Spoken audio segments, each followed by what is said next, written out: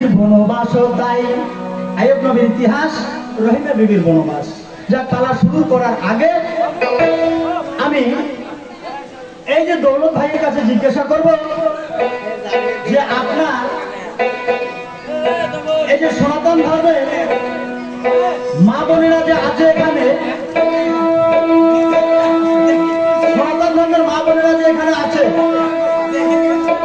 এই সিঁদুর যে পড়ে, এই সিঁদুরটা কয় জায়গায় পড়তে হয়, আর সিঁদুর পড়ার নিয়মটা কি, আর সিঁদুরটা জন্ম কোথায় হইল, আমার দৌলত ভাইয়ের কাছে জিজ্ঞাসা। ধৈর্য হারাবেন না মা বোনেরা, শুনে যাবেন। যদি কোনো সনাতন ধর্মের মা বোন বলে যে খালি মুসলমানরে কয় আমরা চলে যাই, থাকবো না, ভাই মাও, তাহলে কিন্তু তোমার করলে ফায়াকারে খাও। কেমন? এই স্বরাষ্ট্রের মধ্যে আমার 5টা তার আছে, 5টা তারের মধ্যে 5 রকম জবান দেয়। 5টা তারে কিন্তু একরকম জবান কখনো দেয় না।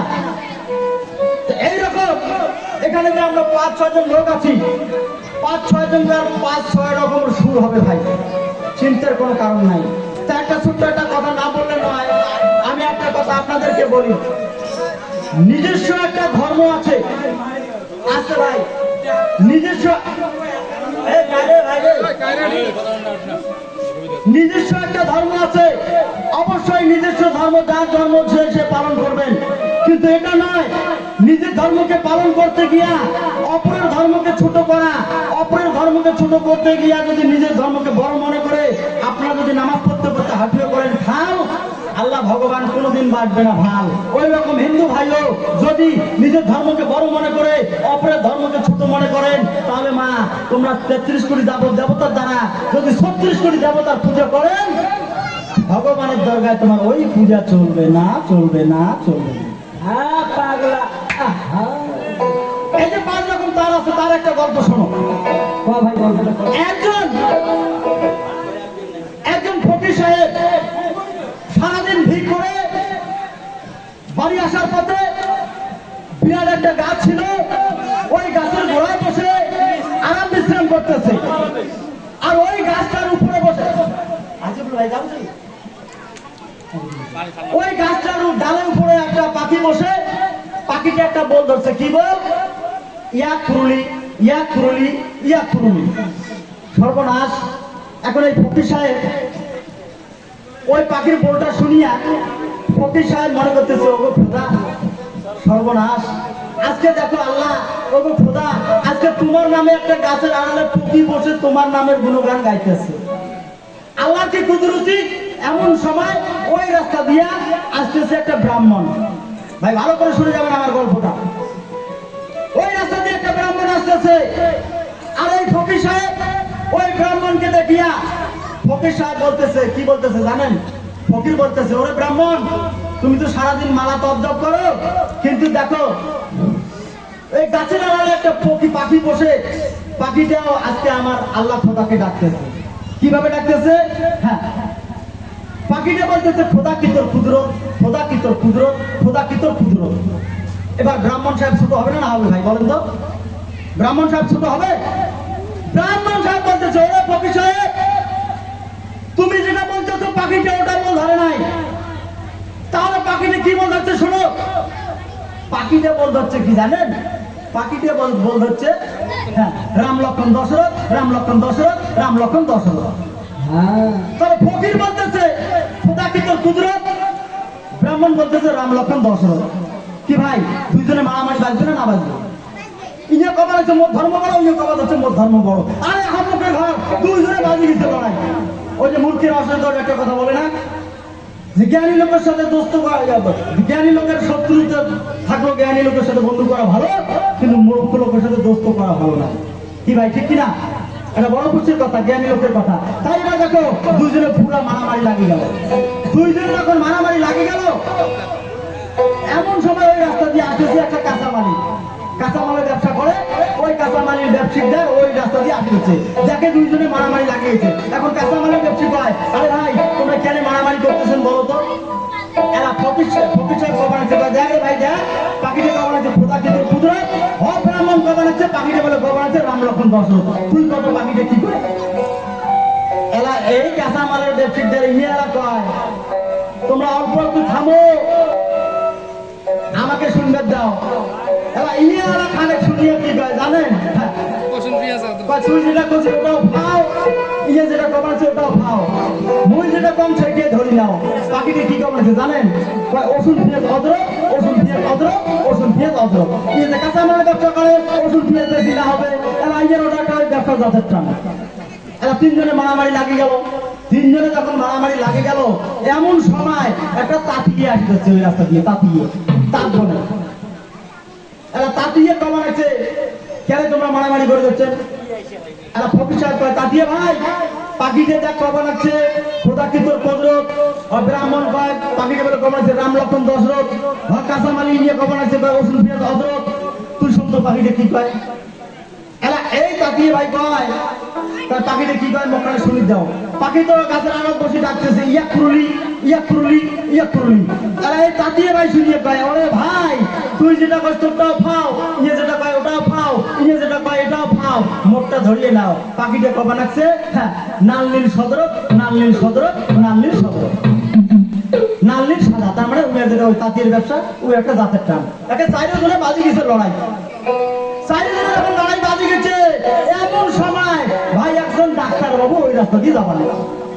এখন ডাক্তার বাবু যখন ওই রাস্তা দিয়ে যায় লক্ষ্য করে দেখে হায় রে হায় চারজনে মারামারি লাগছে, এগুলো বলে আর জীবনে বাঁচবেন না এমন মারামারি লাগছে। তারা ডাক্তার ভাই কেন তোমরা মারামারি করতে লাগছেন? ফকির সাহেব কয় ডাক্তার বাবু পাখিতে কমাচ্ছে খোদা কি তোর কুদরত, ব্রাহ্মণ কমাচ্ছে রাম লক্ষণ দশরথ, হ কাঁচামালের ব্যবসা কমাচ্ছে ওষুধ পেঁয়াজ অদরত, হ তাঁতিয়ে ভাই কমাচ্ছে নালনীল সদরত। তুই কত পাখিটি কি কমাচ্ছে? তুই ডাক্তার বাবু তুই তো মানুষের রোগ ধরবে পাস, তা নিশ্চয় তুই এই পাখিটি কি কমাচ্ছে কবার বাবু।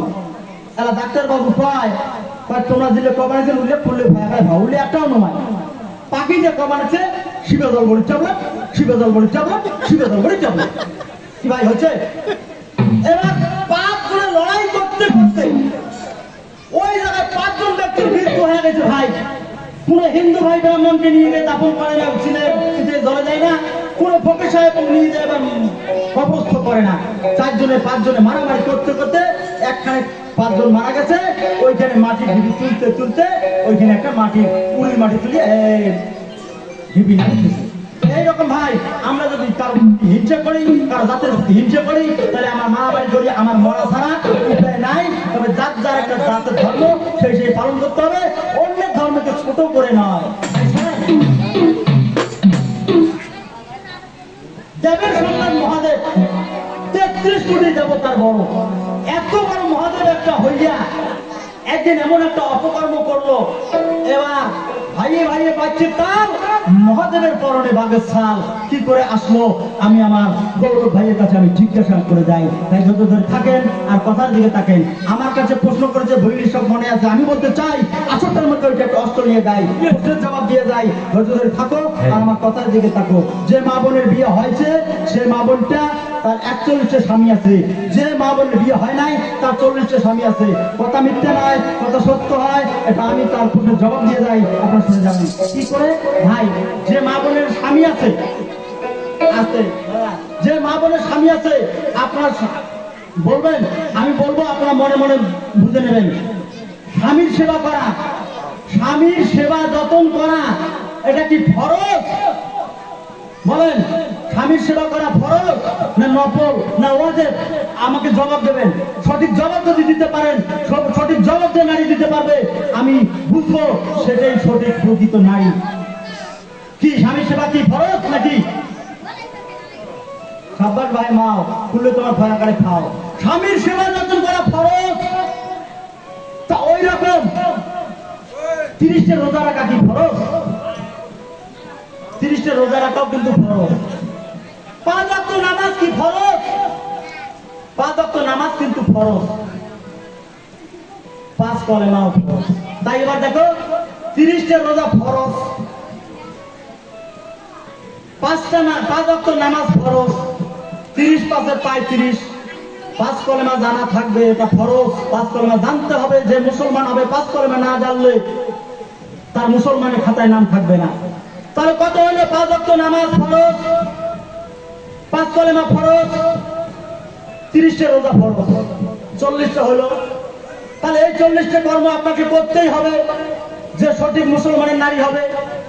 আর ঘরের যেটা স্বামী আছে সেটারও সেবা যত্ন করা আপনার ফরজ। এই তো আপনার 41টা স্বামী। আর যে মা বোনের বিয়ে হয় নাই তাদের 40টা, ওই 30টা রোজা, 5টা নামাজ, 5 কলেমা। এনার জবাব দেওয়া আমার শেষ, তাই আমি আর দেরি করবো না, আমি সরাসরি পড়া দিকে চলে যাবো। আর কোন জানি একটা প্রশ্ন করছে আমার মনে নাই, আপনারা বলে দেবেন, আমি প্রশ্নের জবাব দেবো। তাই আমি পালা করলাম শুরু, তোমরা সবাই আমার আইয়ুব নবী। আইয়ুব নবীর বাবার নাম ছিল হুমায়ুন বাদশাহ। ভালো করে শুনে যাবেন ভাই। আইয়ুব নবীর পিতার নাম ছিল হুমায়ুন বাদশাহ। তাই আইয়ুব নবীর বিল্ডিং, বালাকানা, দোকান, মাকান, অট্টালিকা, অনেক কিছু আল্লাহ পাক ধন দৌলত তাদের দিয়েছে। তাই আল্লাহ তাবারক তাআলা আরশ না আল্লাহ 70,000 ফেরেশতা নিয়ে সুন্দর করে মজলিস করতেছে। আর শয়তানে আজাজিল চোখের নিমিষে এত সুন্দর স্বয়ংবর সভাটাকে ধ্বংস করে দিল। আল্লাহ বলছে, ওরে শয়তান, সুন্দর স্বয়ংবর সভাটাকে তুমি ধ্বংস করে দিলে কিসের কারণে? কিসের কারণে বলো? শয়তান বলছে, ওগো আল্লাহ, আমি বলতে চাই পৃথিবীতে সিজদা দেওয়ার মতো কোনো জায়গা বাকি রাখি নাই। পৃথিবীতে সমস্ত জায়গায় গেছি সিজদা ভক্তি করিয়া, তার ফলে আমাকে বানাই দিলে শয়তানও বলিয়ে। শয়তান বলিয়ে যখনই আমাকে দিয়েছেন নামতের হাতটা পড়াইয়া, ওই দিন আমি একটা কসম গেছি খাইয়ে। যেদিন আমাকে শয়তান বলে ঘোষণা করে দিয়েছ, আমি ওই দিন কসম কেটেছি, হে আল্লাহ, তোমার কোন বান্দাটা জান্নাতে যায়, আমি তোমার একটা বান্দাকেও জান্নাতে যাইতে দেবো না। সমস্ত বান্দাকে টেনে হেসড়ে জাহান্নামে নিক্ষেপ করে দেবো। বলো নাউযুবিল্লাহ মিন যালিক। সর্বনাশ, সর্বনাশ। আল্লাহ বলছে, ওরে শয়তান, আমি যা জানি তুমি তা জানো না। জানো না যে আমার খাঁটি বান্দা দুনিয়ায় যাবে হইয়া, আমার নাম গুণগানের কথা যাবে না ভুলিয়া। দেখ দেখ দেখ, একবার দেখ রে চাহিয়া, আমার প্রিয় ভক্ত আইয়ুব নবী আমার গুণগানের কথা যাইতেছে বলিয়া। রসে ভোমরা মধু ছাড়া ডালে যাইও না, রসের ভোমরা মধু ছাড়া ডালে যাইও না।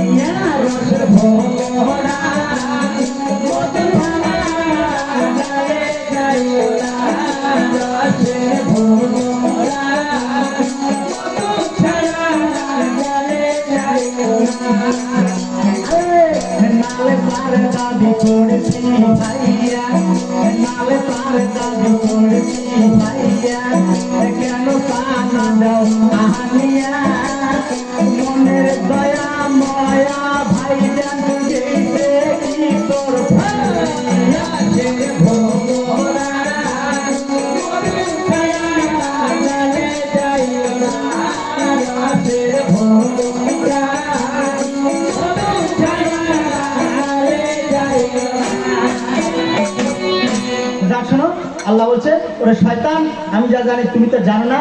আমার প্রিয় ভক্ত আইয়ুব নবী কত বড় শক্ত, আমার নাম গুণগানের কথা বলতেছে না। বল বল আমার প্রিয় ভক্ত আইয়ুব নবীর সম্বন্ধে। শয়তান বলছে, আল্লাহ আইয়ুব নবী কেন তোমার গুণগানের কথা বলতেছে না?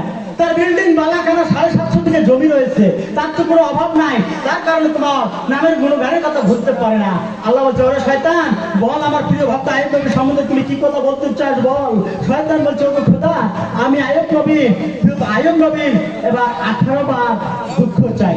আইয়ুব নবীকে একে একে দফায় দফায় 18 বার দুঃখ দিতে হবে। যে কোনো দুঃখে পড়ে আইয়ুব নবী তোমার নাম, তোমার গুণগানের কথা ভুলে যাবে, আর তোমার নাম গুণগানের কথা ভুলে গেলে আমি বুঝবো আইয়ুব নবী আমার, আইয়ুব নবী তোমার নয়। আল্লাহ বলছে, ওরে শয়তান, বল রে ঢুলিয়া আইয়ুব নবীকে কি কি তথ্য দিতে হবে একবার আমি জানতে চাই গিয়ে। শয়তান বলে, ওগো আল্লাহ, বলি তোমার ঠাই আইয়ুব নবীর 100 করে 700 উর্দুম্বে ভেড়া বকরি আছে ভাই। 100 উর্দুম্বে ভেড়া বকরি যদি ময়দানে মৃত্যু দিতে পারো করিয়া, আমি জানি তোমার নামের গুণগানের কথা যাবে যে ভুলিয়া। তাই তো 100 উর্দুম্বে ভেড়া বকরি কোথায় নিয়ে যায়? 7টা রাখাল ছিল বলি এই সবাই, ছোট ছোট 7টা রাখাল বালক ছিল, উট দুম্বা ভেড়া বকরি এইরকম করে 700টা জীব জানোয়ার ছিল ভাই।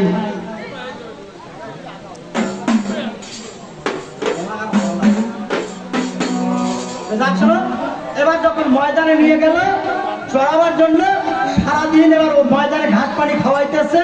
সূর্য যখন অস্ত যাবে এমন সময় রাখালগুলো গরু বাছুরগুলো উদ্দুম্বগুলো বাড়িতে নিয়ে আসবে। হঠাৎ করে আলাদিন শয়তান আল্লাহর কাছে দফা নিল, হে আল্লাহ পাক পরওয়ারদিগার, দেখো ওই উদ্দুম্বগুলোকে তুমি ময়দানে মৃত্যু করে দাও। কোথায় কেমন করে উদ্দুম্বগুলা এবার ময়দানে মৃত্যু হয় শোনেন। শুরু হইল মজার পালা, ওরে প্রাণের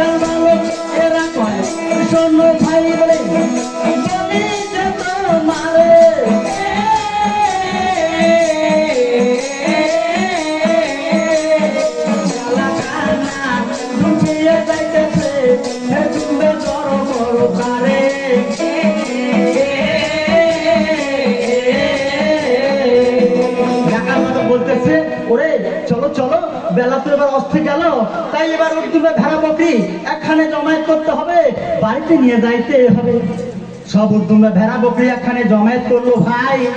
ওরে আল্লাহ পাকের লীলা খেলা বোঝার সাধ্য নাই। হঠাৎ করে মুষলধারে একটা দিল বৃষ্টি যে নামাইয়া, কিছুক্ষণ পরে বৃষ্টি এবার গেল যে থামিয়া। ওরে আল্লাহ পাকের কারিগরি, ওরে প্রাণের ভাই, দুনিয়ার বুকে কারো বোঝার মতো সাধ্য নাই। হঠাৎ করে যখন ঝড় তুফান গেলেন ও থামিয়া, উর্দুম্বা ময়দানে পড়িয়া হাত পা আঁচড়া আঁচড়ি করতে করতে সমস্ত গেল রে মরিয়া। সমস্ত উর্দুম্বা ভেড়া বকরি ময়দানে যখন মারা গেল, তাই 7 জন রাখাল ছিল, রাখাল বালক কান্না করতে করতে আইয়ুব নবীর বাড়িতে গিয়ে ডাকতেছে, হুজুর সর্বনাশ হয়ে গেছে। বলছে, কি সর্বনাশ হয়ে গেছে বলো? বলছে, ওগো হুজুর, আজকে দেখো আপনার এই উর্দুম্বা ভেড়া বকরি ময়দানে হঠাৎ করে মারা গেছে।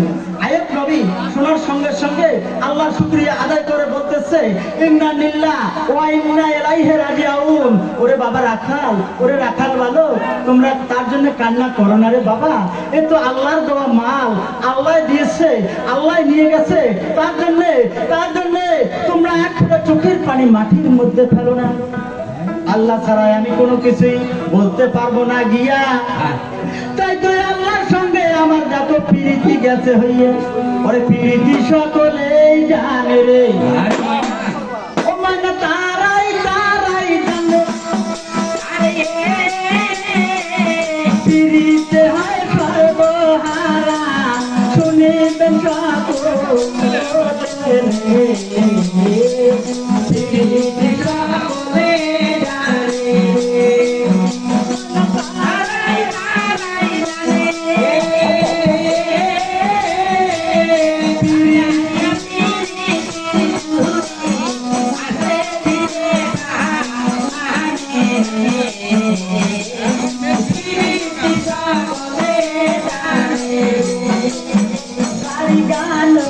গাইছে ওরে দাদা আমরা বুঝি ভাই, হুসু ভাই গো শেষ করিছে ভিডিও মোবাইল, ফোনের গোটি যায় করিয়া, আমার গান শুনিবে হুসু ভাই বিপিনে থাকি রে, সকলে জানে রে, তারাই তারাই জানে,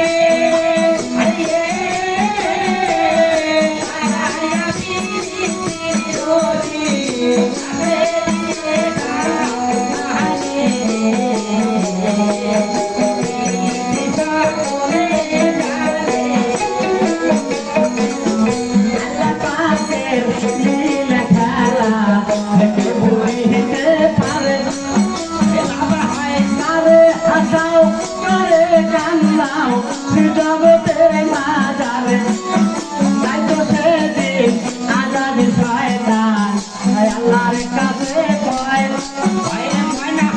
শোনো শোনো ওগো মালিক সাহেব বলি যে তোমায়, এবার জাফা এমন দিতে হবে আইয়ুব নবীকে দাইয়া, একশত স্টিমার খাবে যাও গাইব করিয়া, আল্লাহ মালিক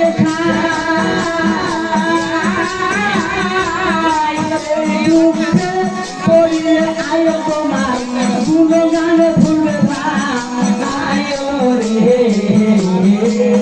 প্রীতি সকলে জানে, সর্বনাশ। আল্লাহ বলছে ওরে শয়তান একবার তুমি লক্ষ্য করে দেখ, চাইয়া দেখ, আমি তো আইয়ুব নবীকে এত বড় দুঃখ দিলাম তবু আমার নাম গুণগানের কথা ভুলছে না, এর চেয়ে তুমি কত বড় দুঃখ চাও বলো।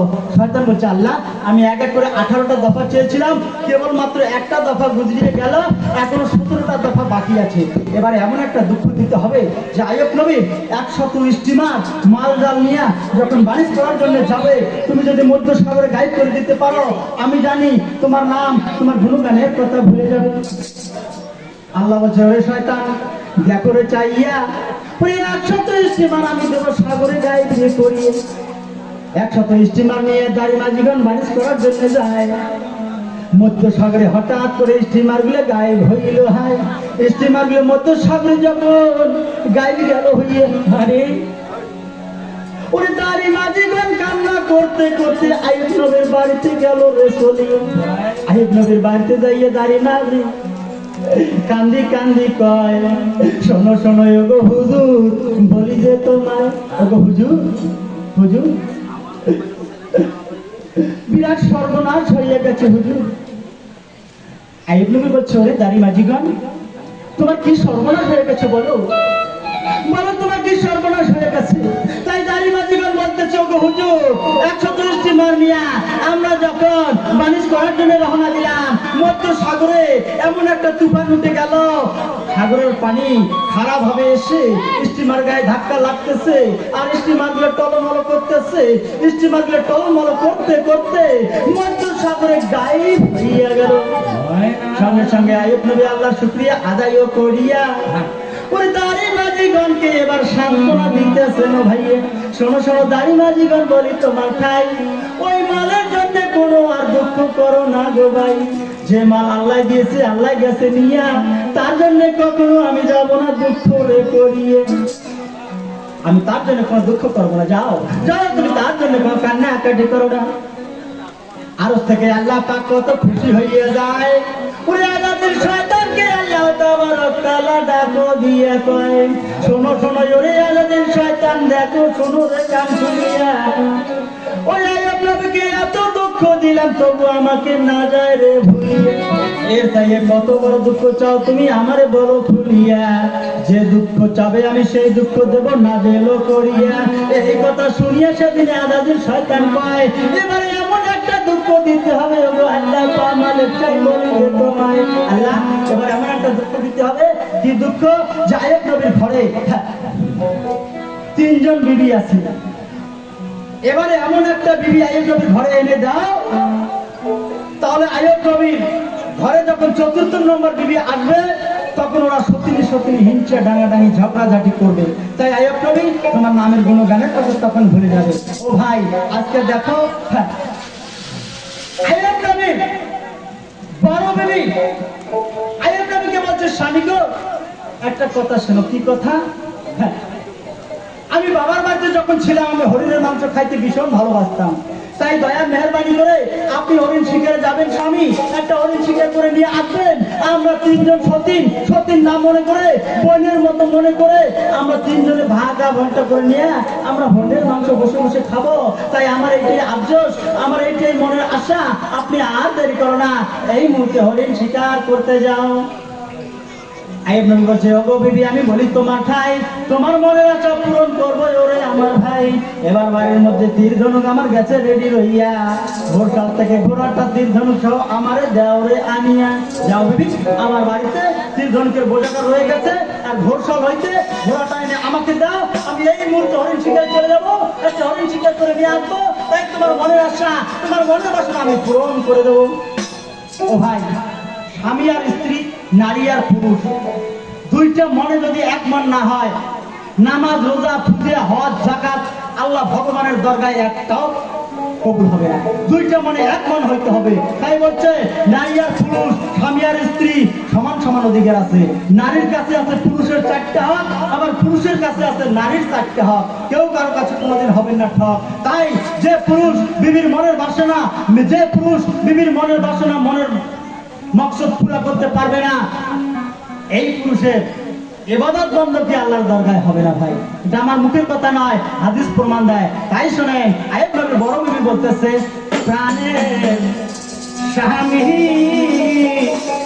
স্বামী ওরে বলি যে আপনার ওকে ও প্রাণের স্বামী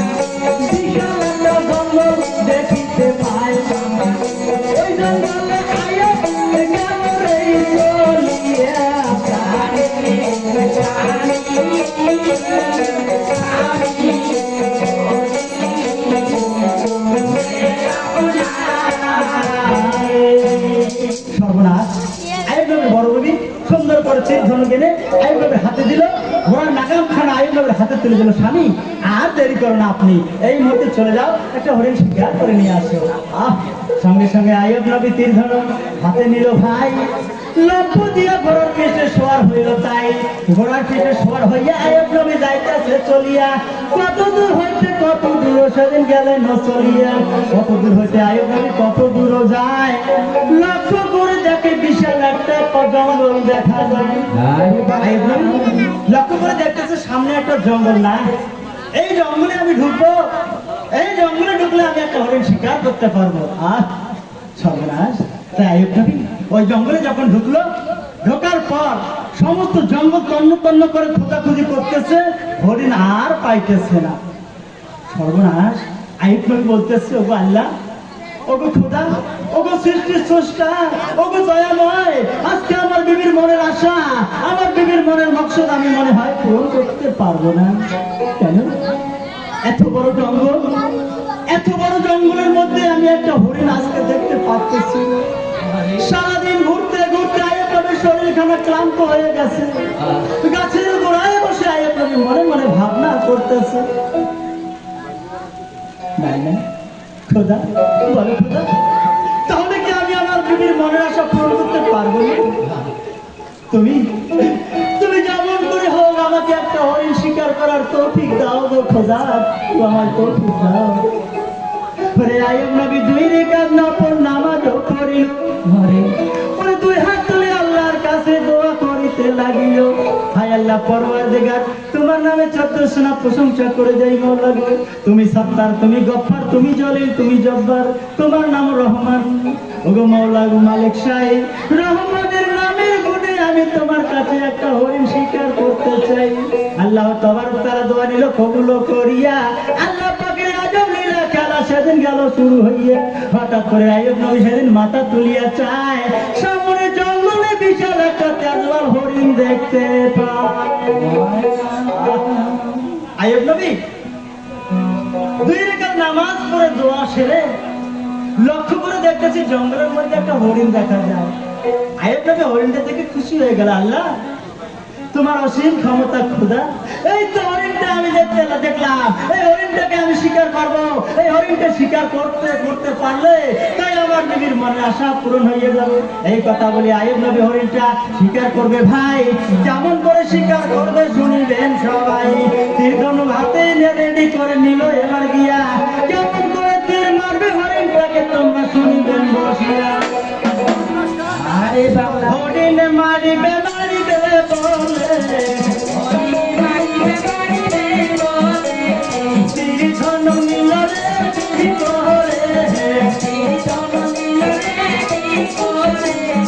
বিসমিল্লাহ বলিয়া সব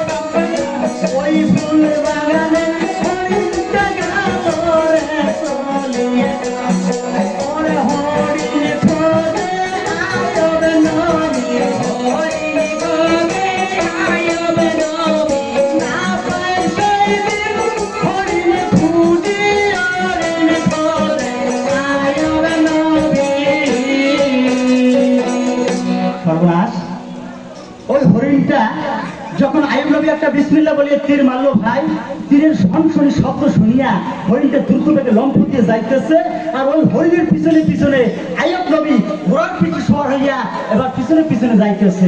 এমন দ্রুত বেগে লম্ফ দিয়ে যাইতেছে, যাইতে যাইতে আইয়ুব নবীর নিজের রাজ্য ছেড়ে অন্যের রাজ্যে চলে গেল। হরিণটা যেখানে গেছে সেখানে কোথায়? নিজের রাজ্য ছেড়ে শামদাসে চলে গেল। ভাই যা বলছি ধৈর্য সহকারে শুনে যাবেন, তাই দুঃখের পালা একটু দুঃখে পড়ে যাবে, চিন্তার কারণ নাই। একটু পরে আমাদের ভাই দৌলত মিয়া, তেনার কাছে আমি দেবো, দুঃখের কাহিনী তেনার কাছে শুনতে পারবেন। পালা শুনতে মজা হয় না, তাই বলছে গানের মজা আগে না হয় জানি কিনা জানি, ডালের ভিটামিন নিচে থাকে উপরে ভাসে পানি। পুরুষ লোকে আগে যখন খানা খাইতে যায়, ডালের পানি খেয়ে মা বোনেরা পুরুষ আগত বিদায় যায়, আর ডালের আসল ভিটামিন গুলো মা বোনেরা সত্যি সত্যি খায়, ওইলে খেয়া বলে মা বোনের চেহারা বলে হেলিকপ্টারের মতো হয়, ওইলে কথা হইতে কয়, মোর কথা নয়। তো শোনেন ভাই, আমার শহীদুল ভাইয়ের বলে পকেট ফাঁকা আছে বলে মাত্র 20 টাকা, তাই 20 টাকা করলো দান, সুখে রাখবে আল্লাহ পাক মেহেরবান। শহীদুল ভাইয়ের জন্য দোয়া করে যাই, বছর ঘুরিয়ে জন্য আরো একটা বিয়ে করে ভাই। হ্যাঁ হ্যাঁ, তো ভাই শোনো, এই যে আমার ভাইটি আছে না, এই ভাইকে নতুন বিয়ে করে শ্বশুর বাড়ি গেছে, বুঝছেন? এখন নতুন বিয়ে করে যখন শ্বশুর বাড়ি গেছে, সারার মাইয়ে আছে, সম্বন্ধীর মাইয়ে আছে, কারোর সাথে বিয়ে করে না, কারো যদি কথা কয় কথাও কয় না, ভাল মন্দ আনি দেয় নয়া জামাই খাবার দেয় তাও খায় না, সারাক্ষণ কয় না, তোর মেজাজটা গরম আছে, 18 রকমের রাগ আছে, খালি কেবল একটা রাগ ধারণ। হ্যাঁ, আরো যখন কারোর সাথে কথা কয় না, কোন রকম রাত্রে কাটিয়া পরের দিন সকাল উঠিয়া হাকিম মশলা দিয়ে পড়না বারবার ফিরে বাড়ি চলে যাচ্ছে। এবার পরের দিন ইয়ে শ্বশুর ইয়ের বাড়ি যাচ্ছে, বাড়ি এসে ইয়ের বাবা কয় বিয়াই ওটা কি জন্ম দিয়েছিস, ওটা বেটা না পাটা? হ্যাঁ, অঙ্করি কয় ইয়ের বাপ, ইয়ে শ্বশুর ইয়ের বাপ কয় বিয়াই ওটা কি জন্ম দিয়েছিস, বেটা না পাটা? কয় সর্বনাশ, আরে বিয়ে এত বড় অপমানের কথা কস তুই, মুখে কি হয়েছে মোর বেটার? তোর বেটার কি হয়েছে, তোর বেটার খবর এক এক ডিগ্রি বিজ্ঞান দেওয়া খবর। হ্যাঁ,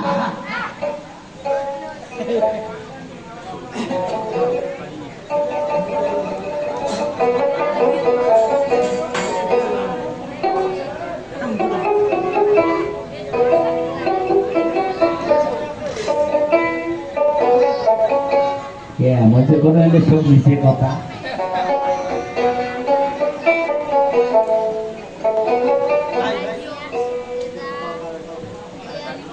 যাক ভাই, কথা কমা দোষী উমেনি পোকা আছে, মুখ হতে পারে, চোখ হতে পারে। ওই উমেনি পোকা পড়ে চোখা পিড়পিড়িয়া ভরে,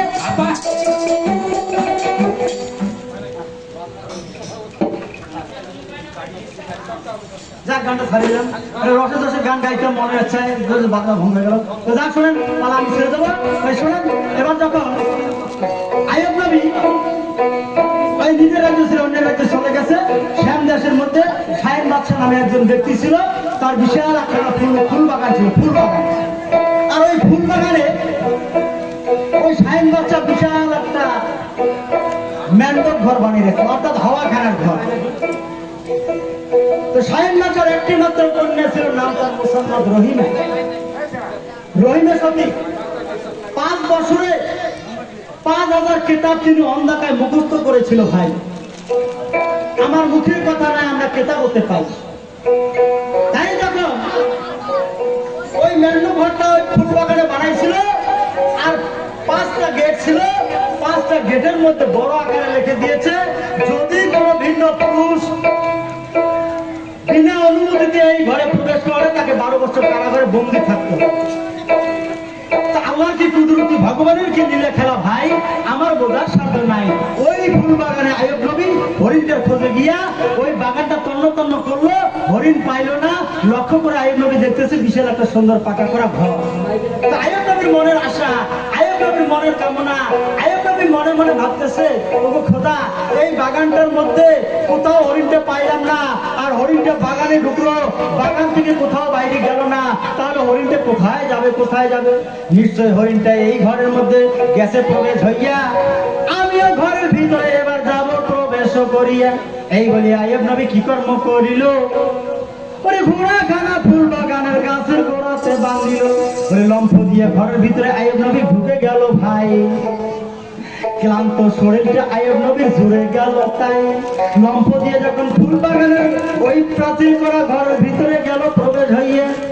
ওরে লক্ষ্য করে দেখে কত হওয়াখানা বৈঠকখানা কত রাজভোগ গেছে সেদিন রইয়া। এত সুন্দর ফুলের খুশবু ঘেরান তাই শুনিয়া আইয়ুব নবী হায়। সারাদিনের ক্লান্ত শরীরটা সেদিন শীতল হইয়া যায়। সুন্দর করে আইয়ুব নবী কি কর্ম করিল? ওই মাথার পাগড়িটা খুলিয়া এবার ওই জায়গায় বিছাইল। মাথার পাগড়িটা খুলিয়া আইয়ুব নবী নিল বিছিয়া। ওই জায়গায় আইয়ুব নবী গেলেন সেদিন শুইয়া। আইয়ুব নবী ওই জায়গায় যখন গেল রে শুতিয়া, এমন বিপুল ঘুম ধরলো আইয়ুব নবীর শরীর মন দিয়া। ওই আমার দয়াল নবীজি, ওই আমার মায়ার নবীজি, ওরে কাগজ কলম সারা দয়াল আমার করেছেন মাস্টার। আরে ময়না, ওরে কাগজ কলম সারা শোনায় আমার করেছেন ডাক্তারি। ওই আমার দয়াল নবীজি, আমার মায়ার নবীজি, কাগজ কলম সারা নবী আমার করিতে ডাক্তারি। ওরে কাগজ কলম সারা নবী আমার করিতে মাস্টারি।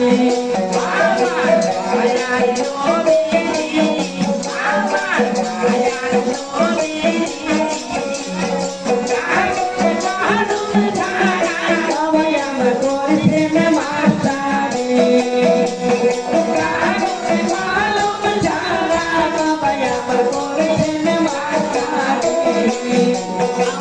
মায়ার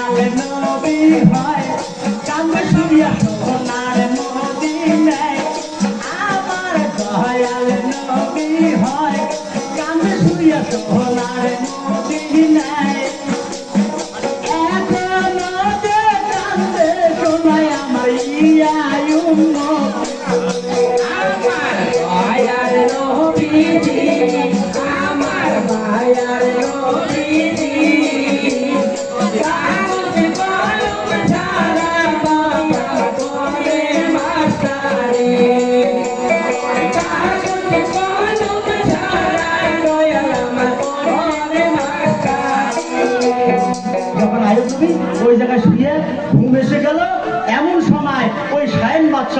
একটি মাত্র কন্যা ছিল, নাম তার মুসাম্মদ রহিমা সতী।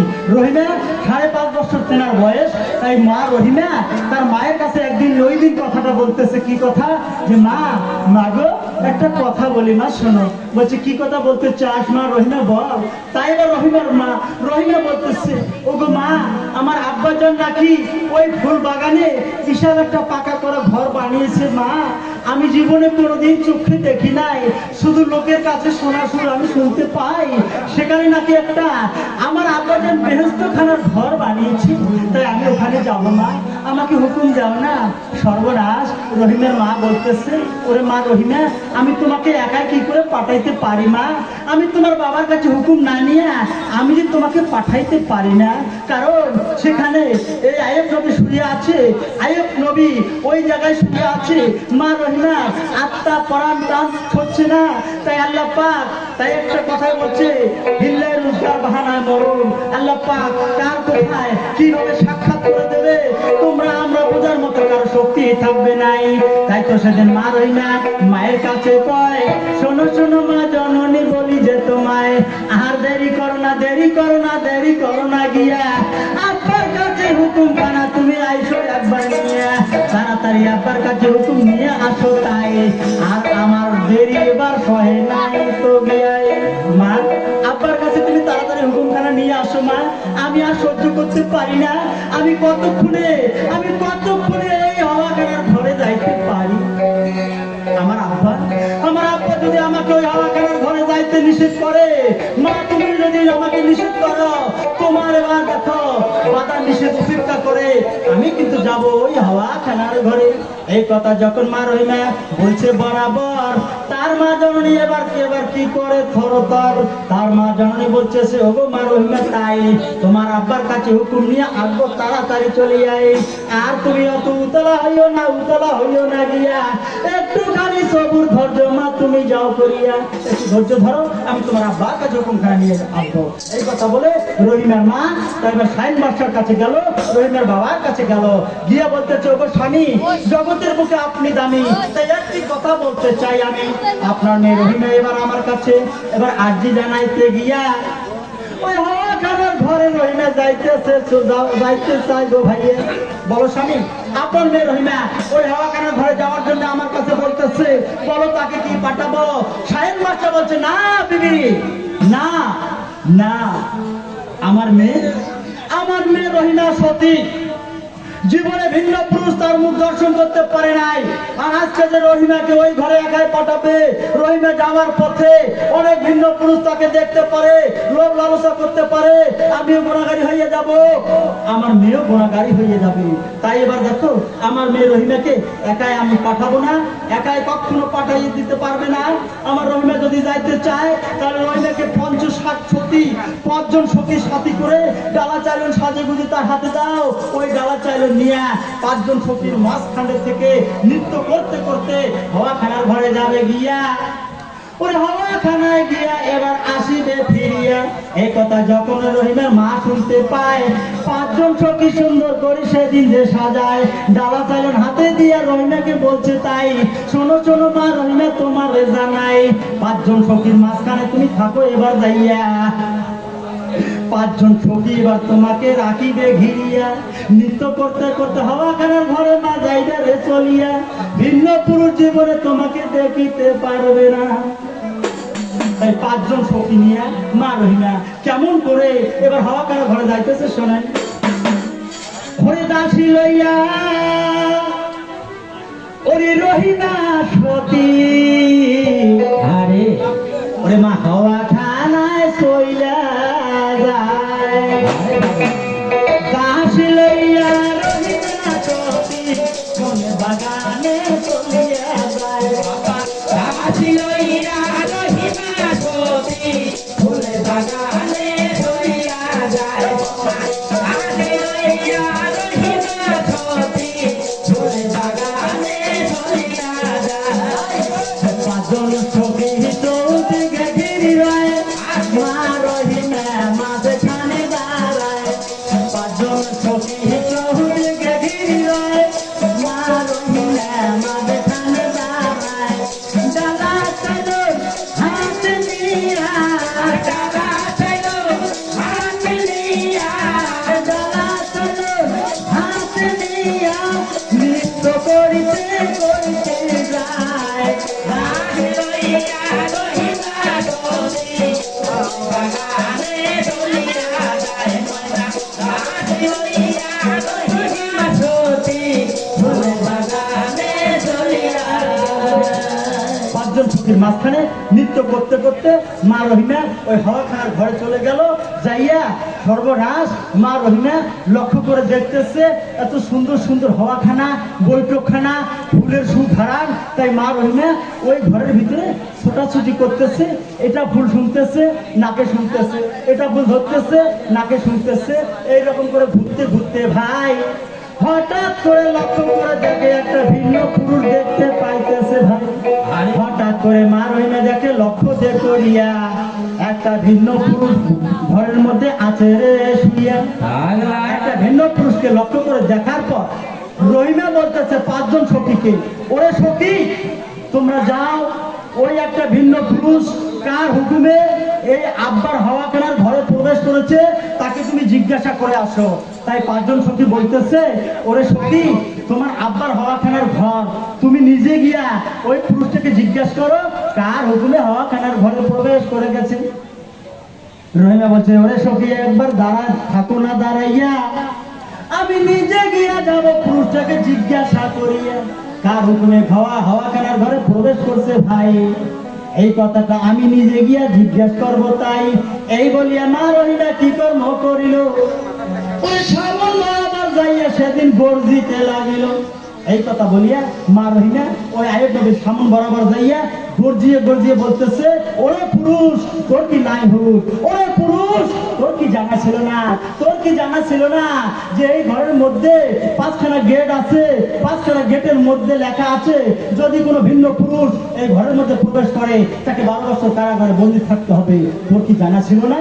তুমি কি জানো না কেন তুমি এই ঘরে প্রবেশ করেছো? বলো বলো তাড়াতাড়ি বলো।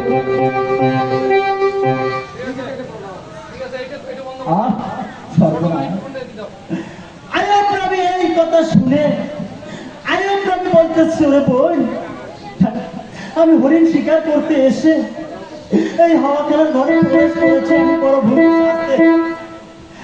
ভুল করেছি বোন, তুমি আল্লাহর রাস্তায় আমাকে মাফ করে দাও, আমি চলে যাব, জীবনে আর কোনদিন তোমার এই ঘরে প্রবেশ করবো না। রহিমা বলছে, তোমার কোনো কথা শুনতে চাই না তাই তোমাকে ভুলের শাস্তি এবার পাইতে হবে ভাই। এই কথা বলে মা রহিমা কি কর্ম করিল, 5 জন সখীকে সেদিনকে মা রহিমা ডাকিতে লাগিল। শোনো শোনো ওরে সখী, বলি তোমার ঠাই আব্বার কাছে এই মুহূর্তে যাও, চলে আই আব্বার কাছে যাইয়া পুরুষের সংবাদ আইতো একবার দিয়া, আমার আব্বা জন যেন কিছু সেনা শিখাই দেয় রে পাঠাইয়া। রহিমা বলছে, ওরে সখী এই মুহূর্তে আমার রাস্তার পরে চলে যাও, আমার আব্বার কাছে গিয়ে বলো আমার আব্বা যেন কিছু সেনা শিপাহী পাঠাইয়ে দেয়, এই পুরুষটাকে বন্দি করে নিয়ে যাবো, আমার ওই রাস্তার পরে আমার আব্বা উচিত বিচার খাড়া করে। শোনার সঙ্গে সঙ্গে 5 জন সখী রাজ দরবারে গেল, সায়েম বাচ্চাকে গিয়া কথা বলিতে লাগিল। শোনো শোনো বাচ্চা নামুদার বলি যে তোমারে তোমার হুকুম ছাড়া একটা পুরুষ তোমার ওই হাওয়াখানার ঘরে প্রবেশ করে, তোমার হুকুম ছাড়া একটা পুরুষ ওই হাওয়াখানার ঘরে প্রবেশ করেছে, তাই আপনার মেয়ের আদেশ আপনি কিছু সেনা সিপাহী পাঠিয়ে দেবেন, ওই পুরুষটাকে বন্দী করে নিয়ে আসবে, এই রাজ দরবারে পুরুষের আপনি উচিত বিচার খাড়া করবেন। সঙ্গে সঙ্গে সায়েম বাদশা কিছু সিপাহী পাঠাইয়ে দিল, আর যখন কিছু সেনা সিপাহী পাঠিয়ে দিল, আয়াব নবী হাত দুখানা বন্ধন করতেছে। আয়াব নবীর হাত দুখানা যখন বন্ধন করিয়া যায়, ওই চোখের পানি ছাড়ি দিয়া আয়াব নবীর বুক করতে ভাসে, আয়াব নবী কান্না করে, ওরে বলছে ধীরে ধীরে, ওরে শোনো শোনো রে বোন, আমি বলি যে তোমার আর বান্ধনা রে বোন, আমার হাত দুখানা খুঁজিয়ে ওই তোমার রশির বান্ধনে ওরে বোন, আমি আর সহিতে পারি না, আমাকে ছেড়ে দিয়ে আমি চলে যাব নিজের রাজ্যে, আর কোনোদিন ফিরে আসবো না। রহিমা বলছে, ওরে পুরুষ, আমি তোমার কোনো কথাই শুনতে চাই না, তুমি যে ভুলখানা করেছো তোমার ভুলের প্রায়শ্চিত্ত তোমার ভুগতেই হবে। এই কথা বলে আয়াব নবীকে বন্দী করে নিয়ে রাজ দরবারে গেল, গিয়ে রহিমা তার আব্বাকে ডাকিতে লাগিল। শোনো শোনো আমার দয়ার আব্বা জন, তোমার কাছে একটি কথা করে যাই, বলো তোমার হুকুম ছাড়া এই পুরুষটা এবার হাওয়াখানার ঘরে প্রবেশ গেছে করিয়া, বন্দি করে রাজ দরবারে আমি আনছি তাকে ধরিয়া, এই পুরুষের উচিত বিচারে ওই আব্বা জন তুমি যাও করিয়া, কিসের কারণে তোমার হাওয়াখানার ঘরে গেছে প্রবেশ করিয়া। ওগো বাবা, এই পুরুষটার তুমি বিচার করো, কেন এই হাওয়াখানার ঘরে প্রবেশ করেছে। এবার সায়েম বাচ্চা লক্ষ্য করে দেখতেছে, সর্বনাশ, ইনি আবার কোন পুরুষ বন্দি করে নিয়ে আসলো আমার মেয়ে, যার শরীরে রাস্টিক জ্বলতেছে। না না না, আমি এই পুরুষটাকে জিজ্ঞেস করে যাব, তার বাড়ি কোথায়, তার ঘর কোথায়, কেনই বা এবার হাওয়াখানার ঘরে প্রবেশ করেছে। তাই সায়েম বাচ্চা জিজ্ঞেস করতেছে, ওরে বলো বলো বলো তোমার বাড়ি ঘর কোথায়, কেন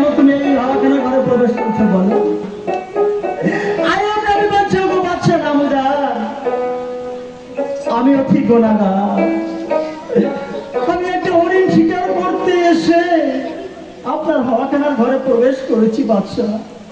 ওগো, আমি যে ভুল করেছি আমাকে আল্লাহর রাস্তায় মাফ করে দাও, আমি চলে যাব।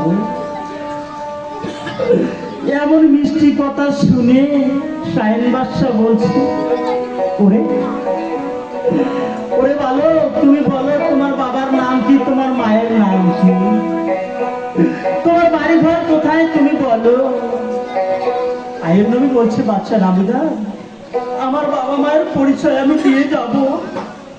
আমার বাবা মায়ের পরিচয় পেলে আমাকে মাফ করে দেবেন, আমি চলে যাব, আমাকে কঠোর শাস্তি দেবেন না।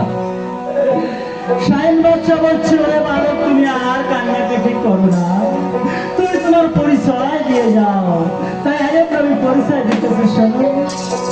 শ্যাম দাস হতে বাড়ি আমার, হায় রে হায়, শ্যাম দাস হতে বাড়ি আমার, হায় রে হায়, পিতার নাম কি উমায়ন বাদশাহ, দিলাম পরিচয়, পিতার নাম উমায়ন বাদশাহ, দিলাম পরিচয়, মায়ের নাম কি আকলি নবী, বলি তোমারে, মায়ের নাম কি আকলি নবী, বলি তোমারে, পিতা মাতার আইয়ুব নাম রাখিছে আমার, পিতা মাতার আইয়ুব নাম রাখিছে আমার, পরিচয় যখন বাদশাহ পাইল, পরিচয় যখন বাদশাহ পাইল, মাথায় হাত দিয়ে মাটিতে বসিল, মাথায় হাত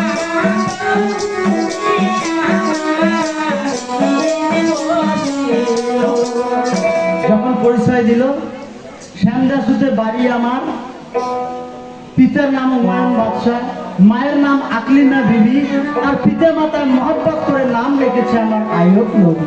পরিচয় পাওয়ার সঙ্গে সঙ্গে ওই শাহিন বাদশাহ মাথার হাত দিয়া মাটির মধ্যে বসে গেল।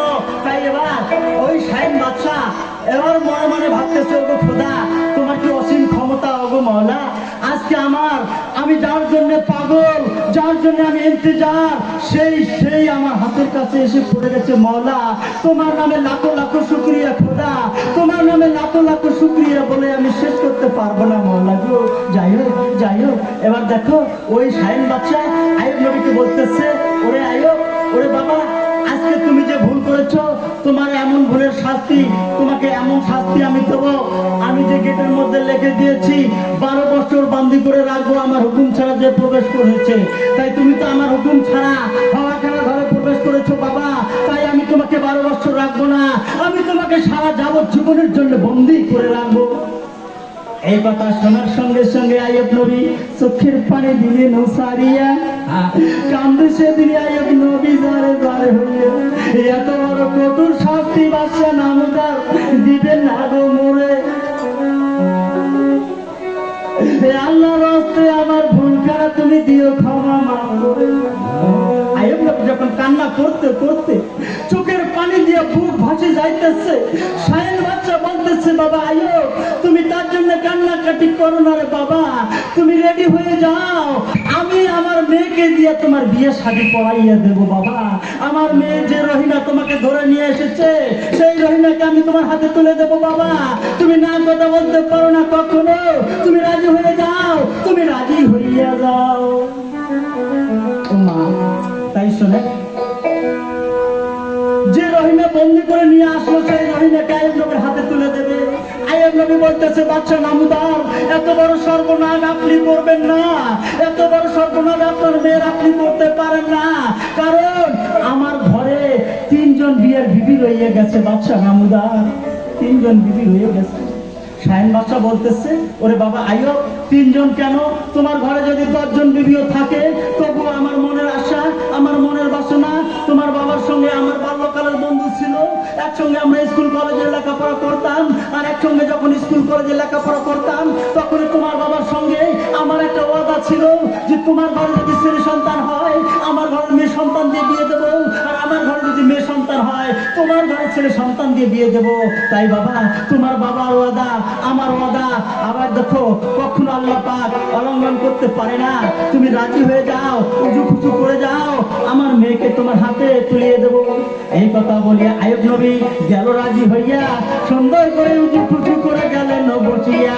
শাহিন বাদশা রহিনার কাছে আস্তে আস্তে কয়, শোনো শোনো মা রহিনা, বলি যে তোমায় যে পুরুষটাকে আনছো মা তুমি বন্দি যে করিয়া, আদি থেকে সেই পুরুষটার ঘরে মা তুমি যাবে রে চলিয়া। বলো বলো বলো মা, তুমি রাজি আছো কি বা নাই? পিতা মাতার কথা মাগো অলঙ্ঘন কইরো নাই। ও মা, আজকালকার মা বোনেরা এরকম করে বিয়ে দিলে রাজি হবে? হবে? হবে না।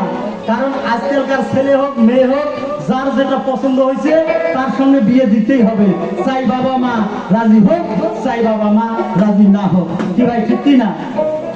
চলছে এই জামানা, কি চলছে না? তাই সেদিন মা রহিমাকে যখন শাহিন বাদশা বলছে মা তুমি রাজি হয়ে যাও, তাই মা রহিমা বলছে ওগো আব্বা জান, ওগো মা, তাই বলছে পিতা মাতার আশীর্বাদ, খাও বাচ্চা দুধ ভাত, বাবা মার কথা আমি কখনো অলঙ্ঘন করবো না, তাই আমি রাজি হয়ে গেলাম। তাই মা আব্বা জান বলো, তুমি আমার ওই পুরুষটার সঙ্গে আমার কলেমাখানা পড়ে দাও। তাই এবার মা রহিমা কেমন করে সাজুগুজু করতেছে শোনো। এত সুন্দর সাজে মা রহিমা সাজলো, মনে হয় আকাশের পূর্ণিমার চাঁদ, আকাশের পরি যেন এবার জমিনে নেমে এসেছে। তাই শোনো, রহিমা সাজিল রে, রহিমা সাজিল রে, নবরঙ্গে রহিমা সাজিল রে, ও ময়না সাজিল রে, ময়না সাজিল রে, নবরঙ্গে ময়না সাজিল রে, ময়না সাজিল রে, ময়না সাজিল রে, নবরঙ্গে ময়না সাজিল রে, সাজিল রে, ময়না সাজিল রে, নবরঙ্গে ময়না সাজিল রে। হাতু পানে নামিয়ে ময়না হাতু মন্ডল করে, কমর পানে নামিয়ে ময়না কমর মন্ডল করে, রহিমা সাজিল রে, রহিমা সাজিল রে, নবরঙ্গে রহিমা সাজিল রে, সাজিল রে, রহিমা সাজিল রে, নবরঙ্গে রহিমা সাজিল রে। কমর পানে নামিয়ে রহিমা কমর মন্ডল করে, কমর পানে নামিয়ে রহিমা কমর মন্ডল করে, গলা পানে নামিয়ে ময়না গলা মন্ডল করে, রহিমা সাজিল রে, রহিমা সাজিল রে, নবরঙ্গে রহিমা সাজিল রে, রহিমা সাজিল রে, রহিমা সাজিল রে, নবরঙ্গে ময়না সাজিল রে।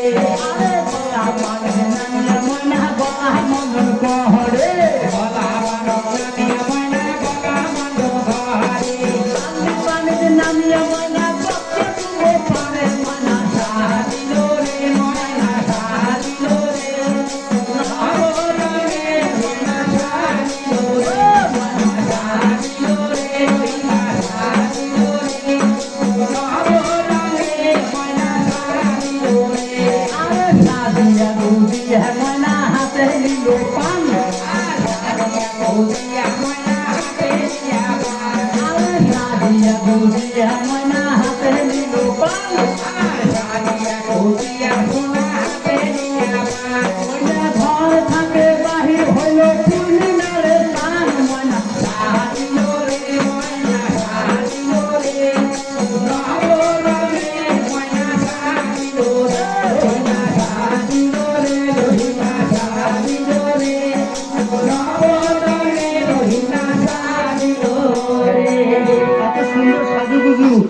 রহিমা করে এসে বিয়ের পিড়িতে যখন বসলো, ও মা, ও ভাই, ও দাদা, এবার নবীর কলেমা বিনা পয়সার বাঁধন নবীর যখন কলেমা পড়ে দিল, দেখবেন যখন বাবা মায় দেখে শুনি ছেলে মেয়েকে বিয়ে দেয়, ছেলে মেয়ে একখানে না থাকলো, যদি এঘরে ওঘরে ছেলে মেয়ে থাকে, তাহলে যখন এই কলেমাটা হয়ে যায়, পরীক্ষা করে দেখবেন যে ভাই দেখে শুনি বিয়ে করেছেন, সেই ভাই মনে করবেন আমার কথাটা মিলে দেখবেন, যখন নবীর কলেমা দিয়া সুন্দর করে বিয়েখানা হয়ে যায়, অটোমেটিক ছেলে কোথায় আছে না আছে তার অন্তরের মধ্যে একটা মহব্বত এসে যায়, অটোমেটিক মেয়ে কোথায় আছে না আছে তার অন্তরের মধ্যে একটা মায়া মহব্বত চেপে যায়।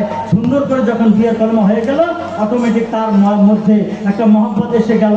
এই জায়গায় আমি আমার ভাই দৌলত রহমানকে আমি জিজ্ঞাসা করে যাব, এবার রহিমাকে যখন বিয়ে শাদী করে ঘরে নিয়ে গেল, তার তিনজন বিবি কি কথা বললো, তাই এবার ওনার কাছে জিজ্ঞাসা, ওনার কাছে শুনতে পারবেন ভালো করে, উনি কুকিল কণ্ঠে গিয়ে আপনাদেরকে শোনাবেন। যদি সুযোগ পাই পরে আরো আসবো, আমাদের ওস্তাদ আমাদের জলিস রহমান তেনার কাছে শুনতে পারবেন, তেনার গান কোনদিন শোনেন নাই, আজকে হয়তো শুনে যাবেন। তাই শোনো, এই যে ভাইকে যে আমি কথাটা বলতে গিয়ে বলি নাই, এ যখন আমি ওনার কাছে আরেকটা প্রশ্ন দেবো, সেটা হচ্ছে যে তুমি তোমার মায়ের দেখছো, তোমার মাসির দেখছো, তোমার পিসির দেখছো, তোমার খাবার দেখছো, তোমার যে ঘরের স্ত্রী আছে তার তুমি দেখতে পারো না, তুমি তোমার ঘরের স্ত্রীর কোন অঙ্গটা তুমি দেখতে পারো নাই, আমি তোমার কাছে প্রশ্ন দিয়ে যাই। ধৈর্য ধরে থাকেন, আপনারা তার দিকে থাকেন, আমি পালা ছেড়ে দেবো, ওনার কাছে শুনতে পারি।